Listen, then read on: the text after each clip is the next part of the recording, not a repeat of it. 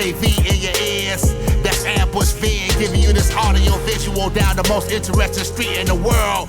With my voice, Steve, Fascination Street, you already know. Let's get it when you whip in the Fascination Street. Det här är Ella Engström och du lyssnar på Fascination Street Podcast. Och vet du vad? Ta hand om din egen skit så slipper andra. This is Ella Engström and you are listening to Fascination Street Podcast.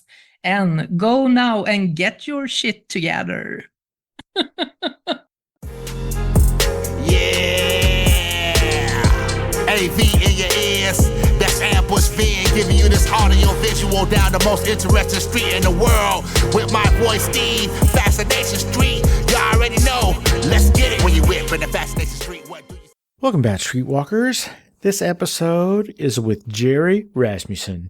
Now, a couple of months ago, I had Gerry's son, Nils Rasmussen, better known as Uncle Outrage, as a guest on the show. And through that, I found his dad. His dad is Gerry Rasmussen. That is the guest this week. He is a Canadian cartoonist, and he is the co-creator, along with Gary Delainey, of the Canadian sensation comic strip called Betty. This comic strip has been going for almost 50 years. We talk about that. We talk about how Gerry came to be an artist. We talk about how he ended up meeting his Betty co-creator. And we talk about how Betty got started. She wasn't even the main character of the comic strip. But nature finds a way, and she became the big star of the strip that she is now.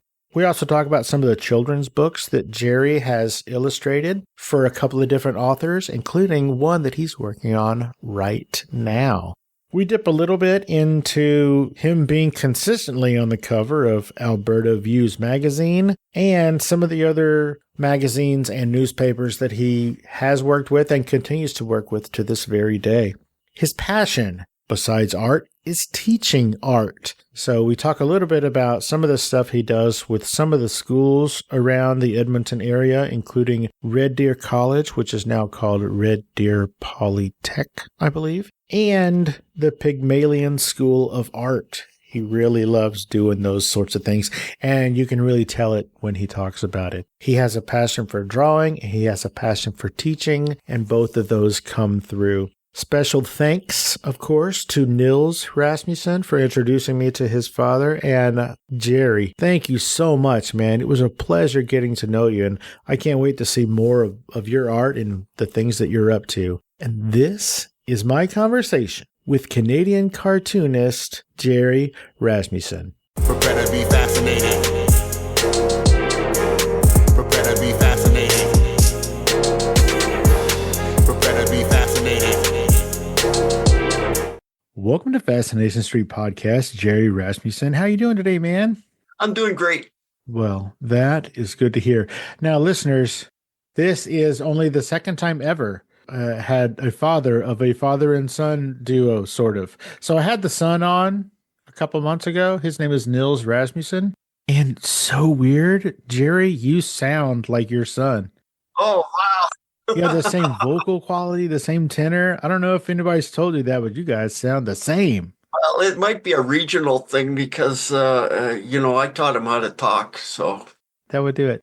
Again, had the son on a few months ago as a guest. The only other time that's happened where I've had a father and son is Clint Howard and Rance Howard. Okay. That was like within the first 6 months of me doing the show over 7 years ago. We're not talking about that. We're here to talk about Gerry. Gerry, what I like to do is I like to start from the beginning. It helps us understand how the guests got from where they are. So where were you born and raised, man? Where'd you grow up? Edmonton. I've stayed here my whole life. I was born here. I've spent my whole life here.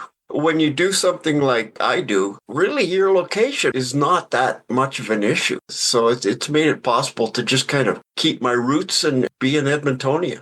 Are you multiple generations from Edmonton? Like, where are your parents from? My parents immigrated from Denmark in 1952. They just came over, just them. They first moved to Winnipeg and then later on to Edmonton, down to Calgary. Have you ever been to Calgary? The only place I've been to in Canada is Toronto. Okay. And then back to Edmonton. It's been a Western Canada experience. Why did your parents move from Denmark? What's wrong with Denmark? Denmark's great.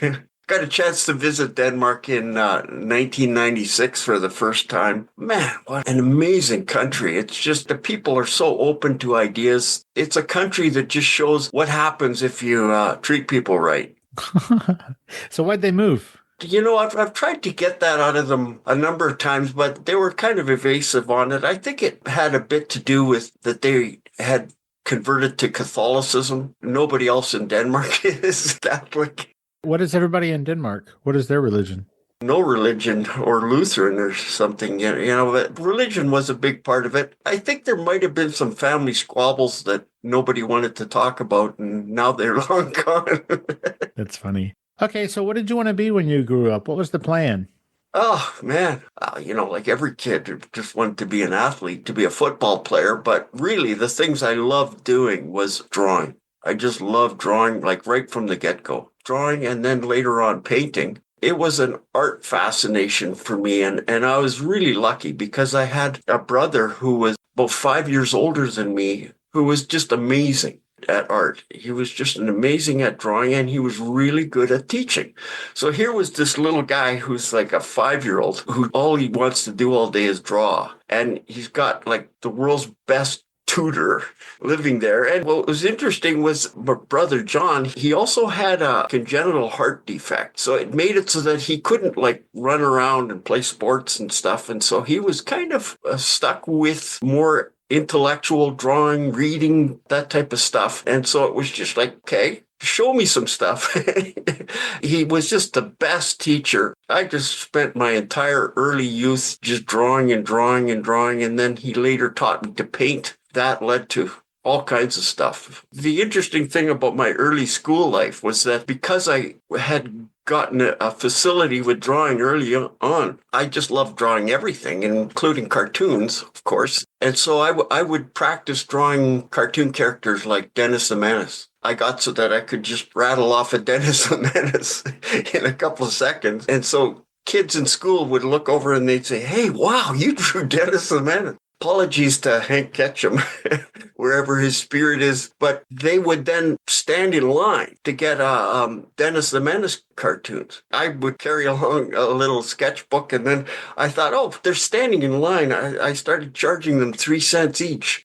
I would go off for recess with my sketchbook, and then I would come back with a pocket full of change. That was me as a early kid fascinated with drawing and art. And commerce.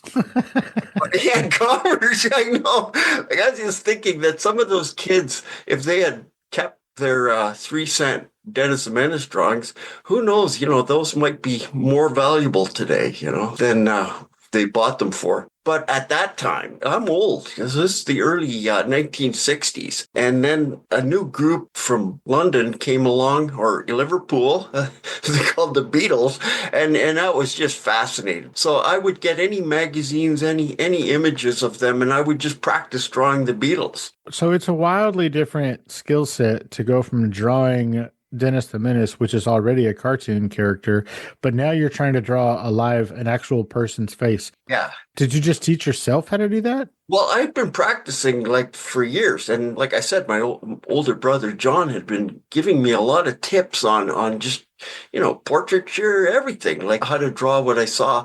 What was really interesting was that I got so that I could do a likeness of John, Paul, George, and Ringo. I just would practice drawing them. And so that early on, I got a glimpse into the whole idea of caricature, like getting the likeness of somebody through just a few little lines. And it was interesting because at the same time, I had my Denis the Menace business going. And I found that I could do the portraits of the Beatles. Actually, they weren't as difficult as drawing Denis the Menace.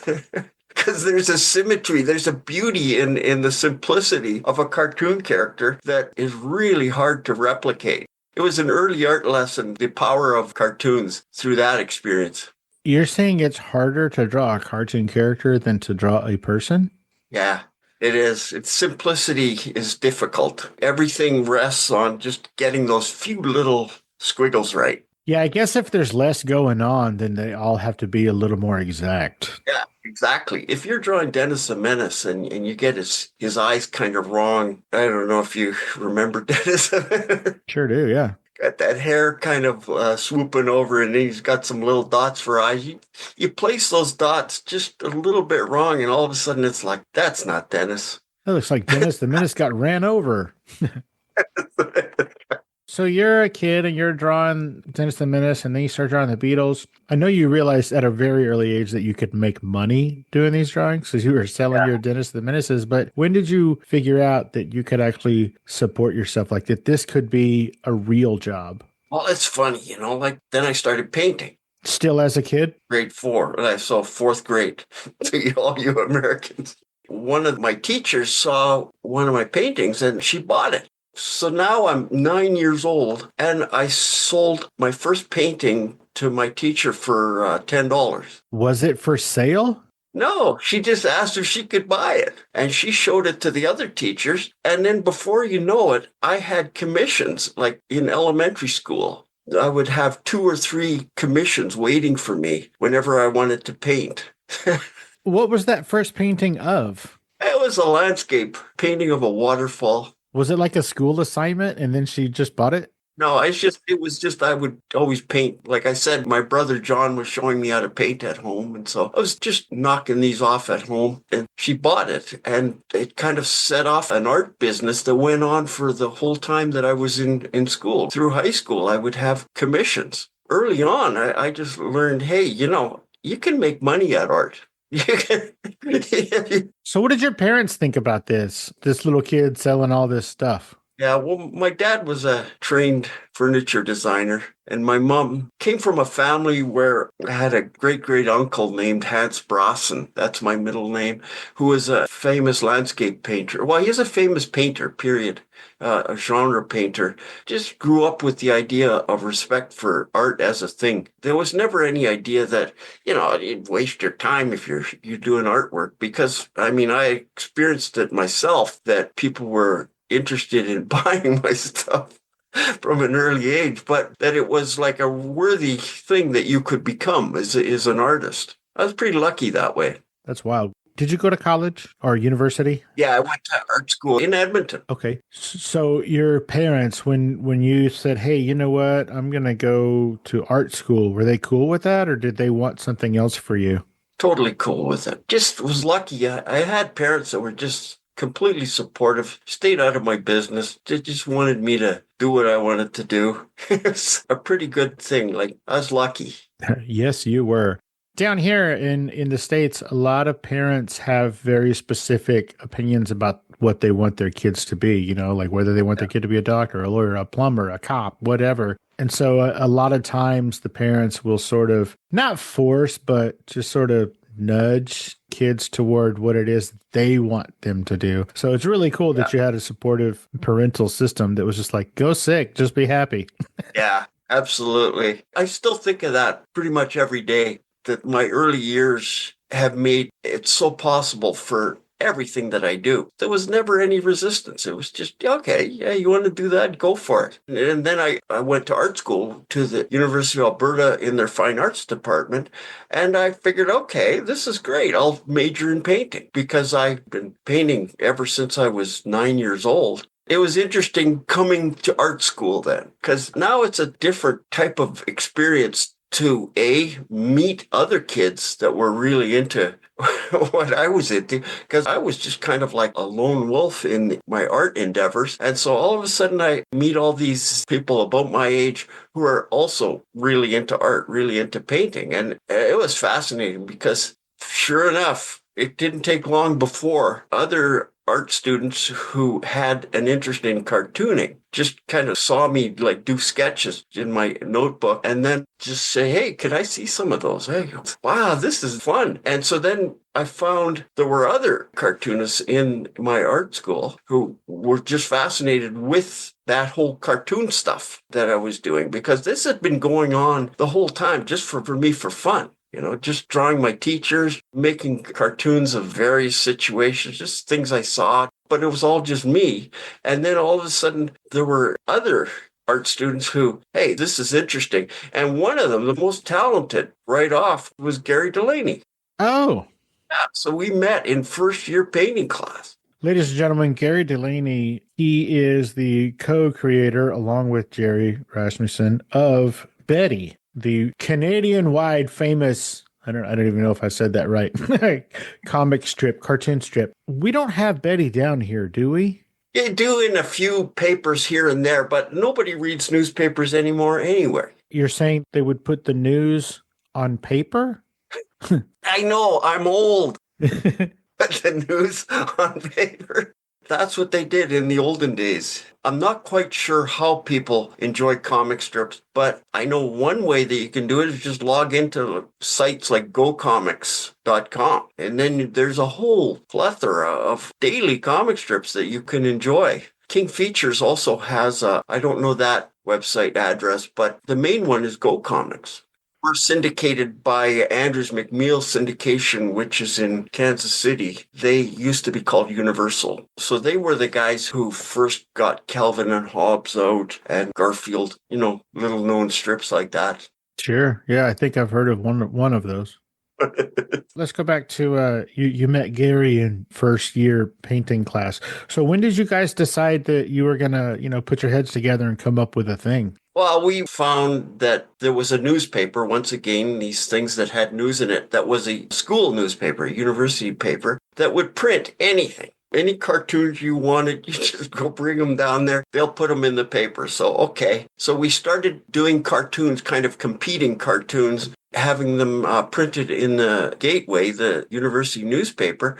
And that just kind of like, once you have somebody that you're kind of competing with in wait till they see this type of thing, then all of a sudden the whole thing became like, wow, okay, this is totally my thing. So what happened was we decided, hey, what we could do is we could get everybody that's interested in cartooning together on, say, a Thursday night, because a lot of us didn't really have big classes on the Fridays. And let's just invade the painting studio, get some big long tables together, get out some big paper, and have a cartooning jam. This sounds fun. The first time we set the word out that we're going to do this, there were about 8 or 9 people that just showed interest, want to know when it's happening. What do we have to, all you have to do is bring up some beers or something, and we're just going to have fun. Now that's a jam.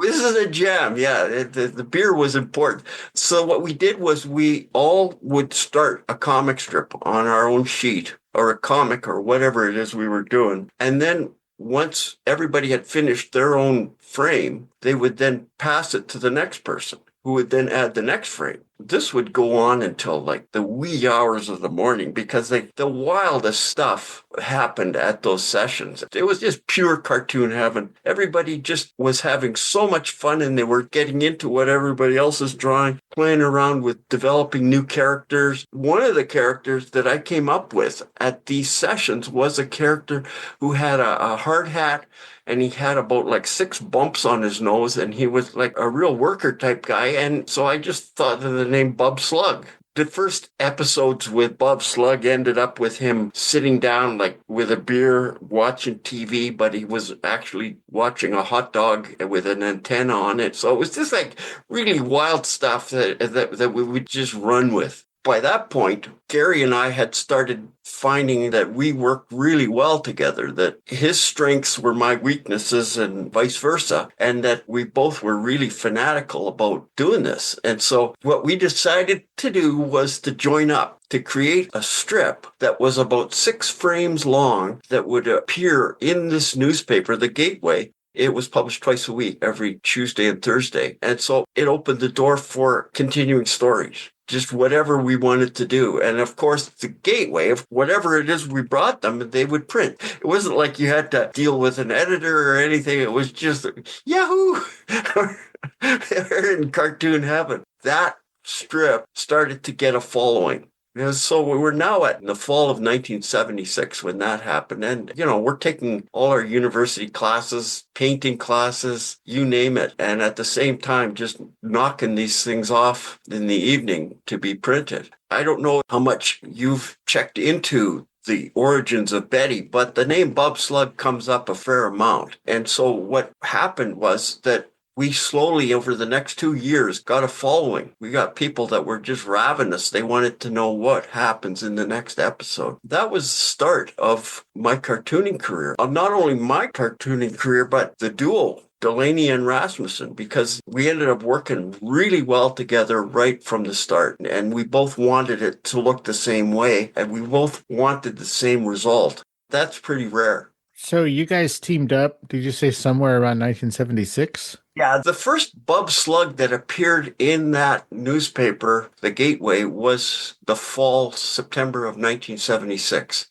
So you guys are coming up on 50 years of working together. And that's just wild. I have very few comic duos. There's Rick Kirkman and Jerry Scott. There was Parker and Hart, who did The Wizard of Id. They were a duo, but they're very rare. Jerry Scott and Rick Kirkman do a comic strip called Baby Blues, but not very many, and none have come anywhere close to working together as long as Gary Delainey and I have. That's impressive. So you said that his strengths were your weaknesses and vice versa. Yeah. What are those strengths and weaknesses? What are your weaknesses? What are your strengths? Gary Delainey was just the first stuff of his I saw. It just cracked me up. He was just funny guy, like not just class clown. He could write funny. He just kind of knew what kind of funny works best in the comic strip medium. And really what it showed both of us right off the bat was that visual comedy is its own thing. The type of comedy that comes from drawing, it's got to come from drawing. You can have just an intellectual idea and just make it work as a visual. A lot of the stuff, its very roots come from just weird drawings.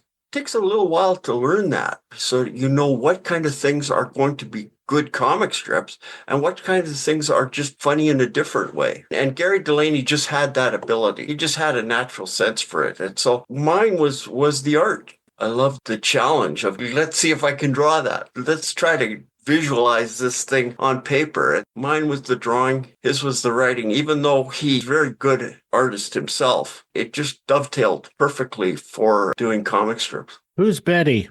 Betty, wow. It's funny. Not really anybody. Betty just showed up in Bub Slug as his nagging wife. Well, it might have been the second episode.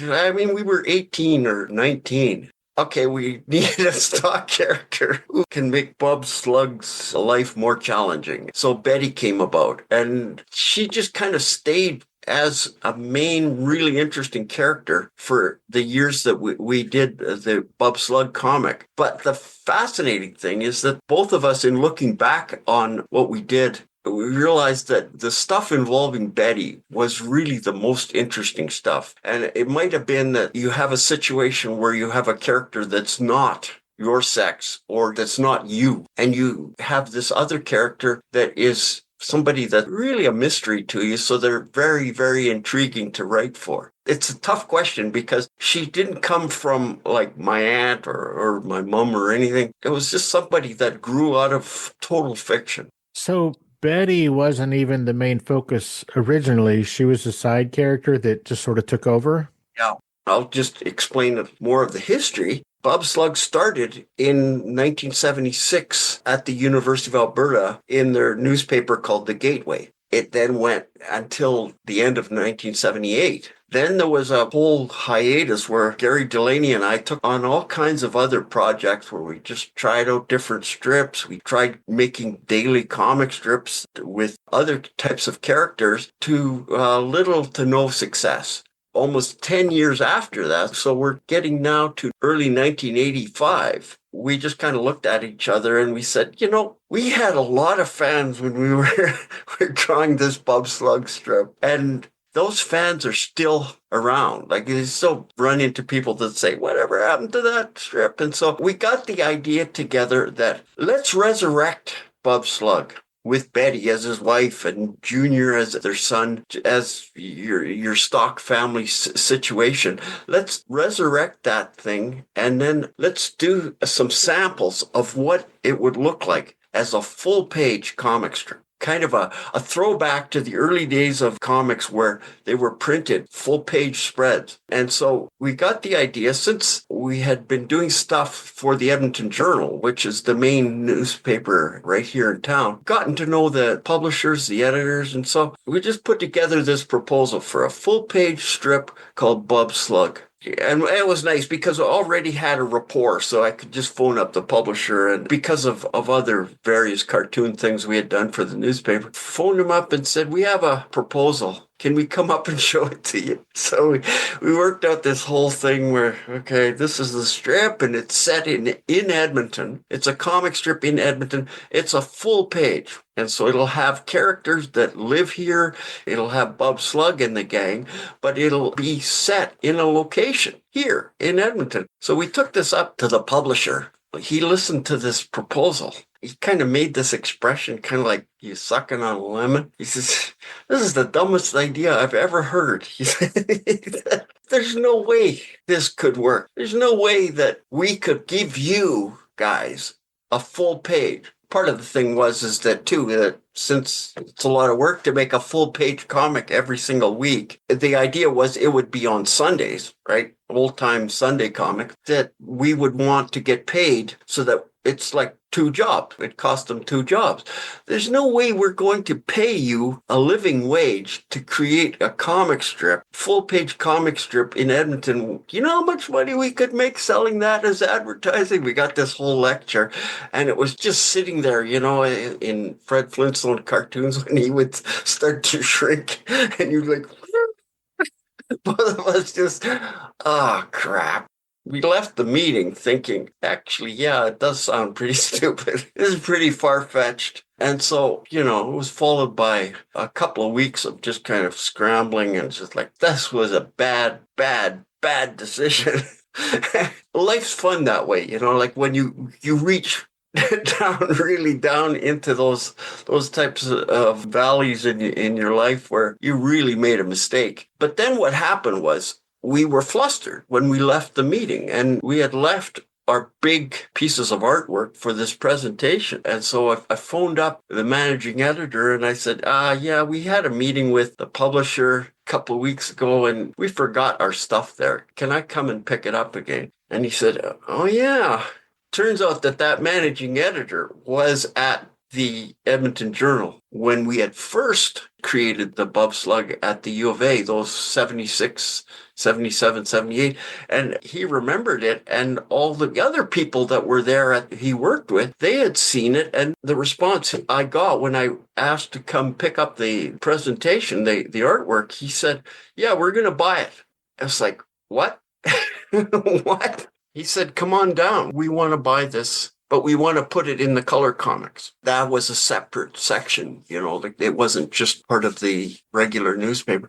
They wanted to give us the whole back page of the color comics. And it's just like, okay, wow. So we went in, talked turkey, talked money, and started off a full page comic strip in a major Canadian newspaper, a weekly. I've never since heard of anything like it. That's amazing. So how long was it in that same journal, in that same paper? Almost 5 years. Wow. I mean, we had to do all the color. So it was a big job. To make some money that was comparable to a regular job was a big deal, because that didn't happen for cartoonists. Sure. So this allowed us to just rip our own city. We tore a strip off of everybody, from the guys who owned the West Edmonton Mall to the Oilers. We did a whole sequence where Bub Slug played for the Edmonton Oilers, and it ended up getting a full page write-up in the Hockey News. I don't know if you've ever heard of that. Wow. It's a Canadian thing. It ended up being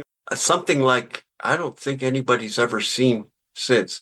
But then, of course, the Edmonton Journal, they got new owners who then said, let's get rid of this garbage. So we decided to revamp it so that it could be a daily comic strip. So it would be cut into smaller pieces. You'd have a 1-line strip every day. You'd have a half-page thing on Sundays for the color comics. And we just peddled it around. And then United Media responded and they said, we really love your stuff. That was great. I mean, it's hard to get syndicated. It's really, really hard. So to get one of the major ones, United Feature Syndicate, they were syndicating Garfield at the time. They were syndicating Peanuts. They were syndicating pretty much every major comic. And to get them on board with wanting to put us out there. The only thing is that they said your strongest character by far is Betty. So it was like, yeah, we had gotten to that point ourselves because Bub was he was a moron. He was just kind of like a really two-dimensional character, but Betty was a much more interesting character to write for and to draw and put into comic form. And so we spent like a half a year working with this editor. We would write different stuff, draw it up, send it in, and they would just kind of like, yeah, this is really working. So by 91, they syndicated worldwide. They syndicated Betty. Oh. I just like the fact that they used the name Betty because, if you do a Google search, it's still confused with the Archie comics, but what are you going to do? Yeah, I think when I was talking to your son and he said Betty and I said, like from the Archie comics, I think I did that. yeah, exactly. No, everybody does that. But what are you going to do? Once something is named, then you go with it because the worst thing you can do is change a name of a comic. So that's how we got from college doing just whatever we wanted in the school newspaper to them making a comic strip that's syndicated worldwide. The way that Betty came about as sort of an ancillary character and then coming to the forefront and being the main character reminds me of Popeye. Are you familiar with that story? Yeah. So listeners, Popeye was part of, I think it was called the Thimble Theater comic strip or something. And it had gone on for like 10 years before the Oil family, Olive and Castor, they went on vacation. They went on a yacht trip or something. And one of the sailors on that ship was Popeye. And they introduced him that way. And then the character Popeye just took off. But he didn't come around until 10 years into the comic strip. So that's pretty cool that Betty she came around a lot sooner, but that she was sort of an ancillary character. I love that. Yeah. So where can people find Betty right now? Like if I wanted to read yesterday's Betty, or how often does Betty come out? It comes out every single day. Daily. And all you do is you go to Go Comics, so GOCOMICS.com/Betty. That's the lovely thing about that site is you can then just backtrack. You could go back to 1996. Even though the strip started in 91, everything wasn't digitized and put on that site until the comics done in 1996. You could read the whole thing for years and years and years. And that's one thing that I love about having comics on the internet is that in the old days, if you found a strip you really liked in a newspaper, well, then, you'd wait till the newspaper tomorrow before you read the next one. If you wanted to read back issues, you pretty much had to wait for a collection, a book. Go Comics it puts it at everybody's fingers. They could backtrack on any comic they really enjoy. That's an amazing thing when you think of it. Well, it's fantastic just to have the archive at your fingertips. Go Comics, do they pay you? Like, are you still paid for Betty? Oh, yeah. It's syndicated. The main income comes still from the newspapers. Also, it's supplemented with a bit of stuff with appearances on the internet. But in terms of pay, it's what syndication was in 1952. It hasn't caught up with the fact that most people enjoy comic strips just online. It's a tough situation to solve. It's a hard time for comic strips because, you get the exposure, but where's the money coming from? Yeah, I was trying to figure that out. So back in the early 80s, it might even have been 1980, down here, I would imagine up there too, there was a TV show called Too Close for Comfort starring Ted Knight. Oh, yeah, I remember that. Yeah, I bet you do, because you were right smack dab in the middle of beginning your cartoonist career, and his character on that show was a cartoonist. Yeah. I think the character he drew on that show was called Cosmic Cow. Anyway, I loved watching that show, and particularly, even though he was a cartoonist on the show, it was maybe one every 10 episodes where he would actually pick up a pen and draw something. Yeah. But I was just fascinated because, on that show, he was the breadwinner and he was supporting his family and his basically 2 adult daughters. And it was all just from drawing what he wanted to draw. And that always fascinated me, because to think that you can just pick up a pen and a paper and, basically draw a paycheck. Yeah. That always blew me away. Okay, we're going to switch gears a little bit. Tell me about Loris Lesynski. Okay, yeah. Well, she's retired now. She was a well-known children's author. And because Betty was in newspapers back in the early 2000s, it was appearing in the Toronto Globe and Mail, which is also a national newspaper. That was a big one. And so it was a newspaper that reached a lot of people. And Loris Lesynski wrote children's books, which she illustrated herself, but she just felt so bad about her own drawing ability that she had it with her own drawings, her own illustration, even though, I really liked them. Like she had worked with one other illustrator before me, but with my style of drawing, she thought it would really work with her style of writing. It was fun because she did a series of sports books that were funny poems. She did Crazy About Soccer, which I illustrated, Crazy About Hockey, which I illustrated, Crazy About Basketball. It wasn't sports books where the author knew anything about sports. It was just a funny look at the sports. And that was a great opportunity for me because children's books is a hard market to get into. Everybody that can hold a pencil wants to write a children's book. And so to have them approach me as a result of my drawing Betty was really cool. How many books did you do with Loris? Just the 3. Do those still sell? Oh, yeah. They're all over the place. It's just wherever there's kids playing soccer, wherever the kids playing hockey. Yeah, it's a great fit for sports because usually when you have sports books, at least it used to be in the slightly older days, was they were more of an appeal for boys. So to have something that's all verse, that's funny poems, it's hard to get kids interested, boys interested in stuff that has poems in it. And she managed to do that with her books because they're funny. And as a result, they were really fun to draw too. How come you only drew 3 of them? She's retired. Oh, okay. Well, tell me about Sniffy the Beagle. Okay, you checked out Sniffy. Well, I'm doing another book right now with the author of Sniffy the Beagle, Rita Eagle, who lives in Los Angeles. Wait, Rita Eagle is Sniffy the Beagle? That's right. That's hilarious. It's all poetry. Yeah. She approached me with, do you want to draw a book? Yeah, sure. Let's try this. And I love dogs. And so she had this idea for a beagle dog that gets lost, ends up bad things happening, gets stuck in the baggage compartment of an airplane, things like that. And it was a really fun book to illustrate. Rita Eagle, author of Sniffy the Beagle, she is a well-known psychologist who specializes in autism. A lot of her stuff has got that feel of the book as a vehicle to really help people to understand certain situations that people have, like autism and such. That's really cool. So you're working on another book with her right now? Yeah, it's one she's doing for a group that is helping save endangered species. So it's about a tiger. Oh. I can't really say anything more about it. Sure. Tell me about the Pygmalion School of Art. Oh, that's my passion. There's a neighboring community to Edmonton. It's called St. Albert.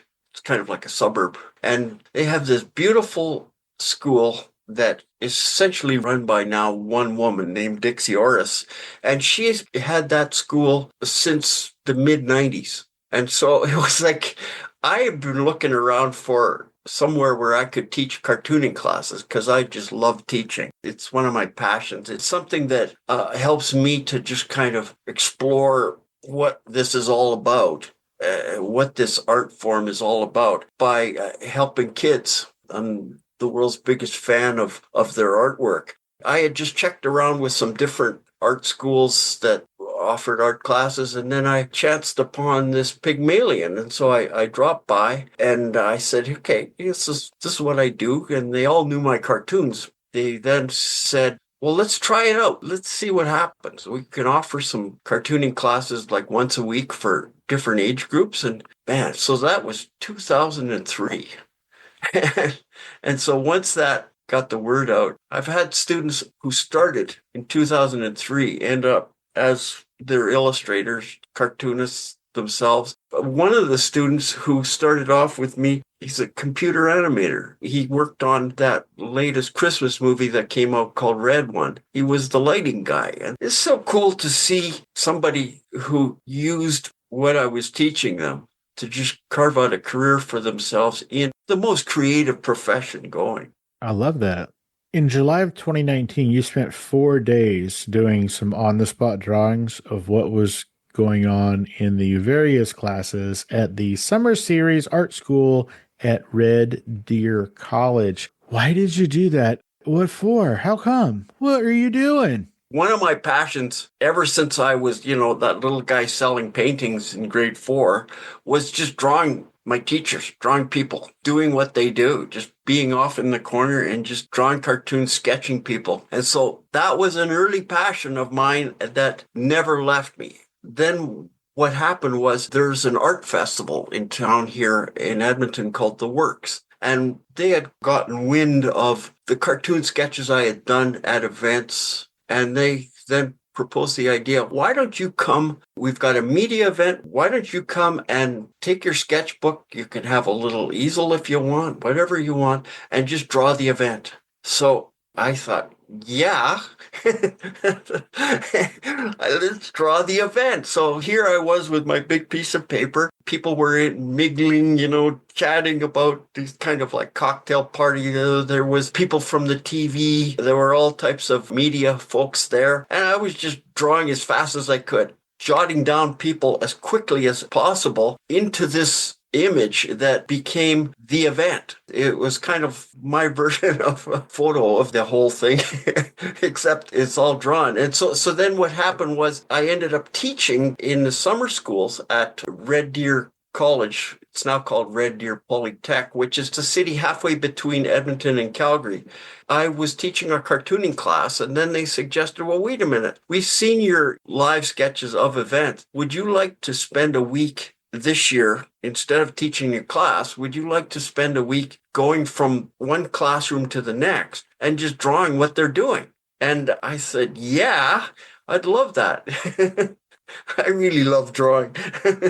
So that's how that came about. It was just one of these things that happens because you do one thing and then somebody sees it that spurs their imagination on to, well, you could use what you're doing to really kind of show what we're doing at this summer. It was called Summer Series. It was an art school. That was just so cool. That's what the Red Deer Polytechnic story was. That's fantastic. There is a magazine in Alberta called Alberta Views magazine. Yeah. Tell me about that magazine and how come you're consistently on the cover of it? Your art. Because they're nice. No, it's just a magazine I started with. Oh, you started it. It's your magazine? No. I started doing illustrations with them. I think it was in the early 2000s. And once again, revolved around me drawing at live events. Because the art director approached me and he said, there's a conference happening. And we were thinking instead of photos of what's going on, which are like super boring, why don't you take your sketchbook and just draw all weekend? Just draw at this event. I had never done that like for a whole weekend, but as I had mentioned, I love doing that. So yeah, I went to this event, just was a fly on the wall, going to lectures and just kind of doing little speech balloons of what the person was saying and drawing people talking to each other in the lobby. It ended up being something that hopefully was capturing what was going on there without having the boring photos of the convention feel to it.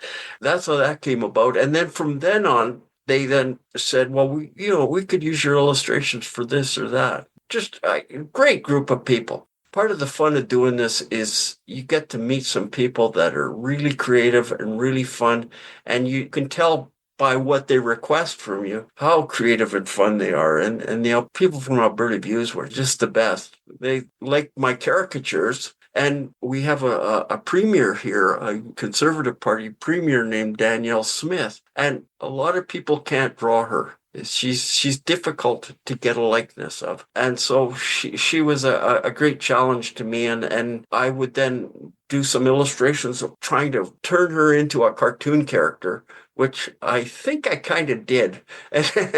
And so once again, instead of drawing Denis the Menace for 3 cents, I was doing the Premier of Alberta for a paycheck. Love it.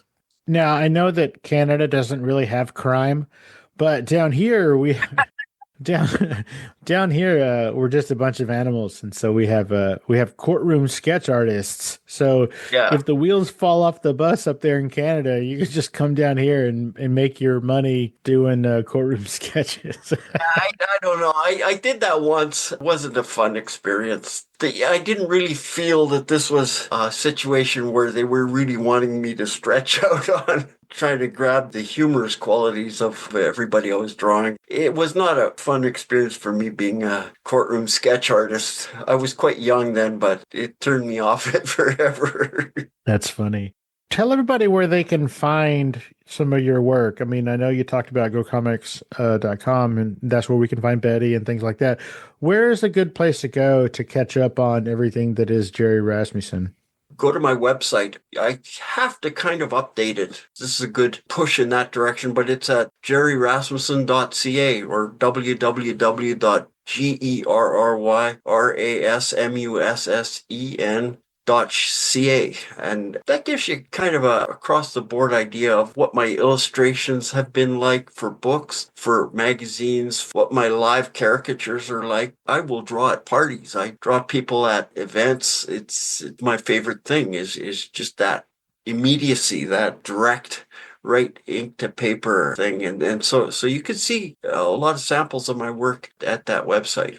Also, everybody, if you are on Facebook, go check out Gerry's Facebook page. He's got some pretty cool stuff there, too. And he probably doesn't post there as often as he should, but you do get a good idea of the kind of different things that he's up to and what he's working on. And it's a lot of fun there as well. Well, Gerry, as we're wrapping up here, man, is there anything we didn't talk about or I didn't ask you that you specifically wanted to talk about today? Like, did we cover the big bits? Oh, yeah, we covered the big bits. I've got an art show coming up. Oh, tell me about that. It's at a local establishment called the Paint Spot, and they have a little gallery as you enter the Paint Spot. They open it to artists to show off whatever they want. So it's just this lovely situation where whatever you want to put up, we will show it. And so I have a series of Edmonton musicians. The show starts on February 5th. I've done all the artwork for it now. It's called Raw Notes, and it's really a show about the rough sketches, not finished work as much as the stuff that comes before that is becoming more and more my passion. The more live work I do, where that direct, just ink to paper, that's what this show is about. It goes till March 15th, and I can't wait to show people this stuff. When does it start? It starts February 5th. Oh, okay, great. So by the time people are hearing this, it's going on right now. Can you tell us, so are these sketches of the musicians of Edmonton? Yeah, there are some famous ones from Edmonton. There's a saxophonist named P.J. Perry, who is a jazz saxophonist, a jazz pianist named Tommy Banks that he did a lot of music with. He's no longer with us. There's a punk musician who's also no longer with us named Chai Pig, who is with a group called SNFU. There was a classical composer from Edmonton named Violet Archer that I did a bunch of sketches of. This is kind of musicians who aren't really on the beaten path. They're not that well known, but that's why I love giving them a little bit of a shout out in drawing form. I have had 3 previous guests that are musicians from Edmonton. As a matter of fact, other than you, everybody that I've spoken to from Edmonton is a musician. We got Roger Mooking, who is probably more famous now for being a chef and a TV personality, but he has also put out several albums all the way back. He's won Juno Awards and everything. He was a hip hop artist starting back in the 90s, and he just recently came out with an album 2-3 months ago called Sound Bites. And so there's him, and then another guy, you might know his work. He was part of a comedy duo team back in the 70s and 80s. His name is Tommy Chong from Cheech and Chong. Oh, of course. Cheech and Chong. Tommy Chong was a guitar player for a band called Bobby Taylor and the Vancouvers. So he was signed with Motown back before he even met Cheech. The other musician that I had on the show, you might be familiar with his work. His name is Loris Lesynski, better known as Uncle Outrage, your son. Love that dude. Okay, so Gerry, we're going to wrap it up here, man. Are you on social media? Is there things besides the Facebook I mentioned and the website you mentioned? Not really. Yeah, neither is your kid. Nice. That sounds awesome. Well, everybody, go check out Gerry everywhere you can find his work. Once again, there's his website, there's the Go Comics website, and, of course, Facebook. Go check out the things. He draws the cover of almost all of the magazines and newspapers in Canada, so just go check those out. Yeah. And Gerry, dude, thank you so much for taking the time out of your busy day and your hectic drawing, sketching, and just teaching schedule to hang out and let us get to know you a little bit better on Fascination Street, man. I really appreciate it. Oh, it was such a treat. Thanks, Steve. It was 100% my pleasure, and you have a great rest of your week, man. You too. All right. You know what, Steve, I just want to compliment you because I've been interviewed by people over the years and nobody even holds a candle to how you put people at ease and just pull stuff, the good stuff out. Man, you have a talent. Well, thank you so much. I appreciate that, man. Good stuff. Well, you are a delight, and I appreciate the kind words. Say hi to Nils for me. Will do. All right. I'll talk to you later. Thank you so much. Bye-bye.